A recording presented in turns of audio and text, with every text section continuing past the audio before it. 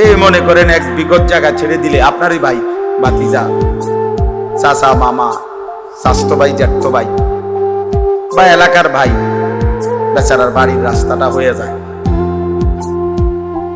তার বাড়িতে ঢুকাটা সহজ হয়, এই গাছটা কাটটা দিলেই হয়। কিন্তু অনেক গাদ্দার মানুষ আছে যে হে দিত না, দিতা না, না দিতাম, কিলে দিতাম, কইছি দিতাম না, দিতাম না কইছি, দিকে দিতাম না, আর কোনো কারণ নেই, কইছি দিতাম না, মন চেয়েছে দিতাম, তুই কিতা করতে পারবি না, কিছু তো করতে পারছো না। কিন্তু এটা আপনি যে একজন নিকৃষ্ট রুচির মানুষ এটা বুঝায় আর কি, পৃথিবীবাসী চিনবে আপনাকে এতটুকু।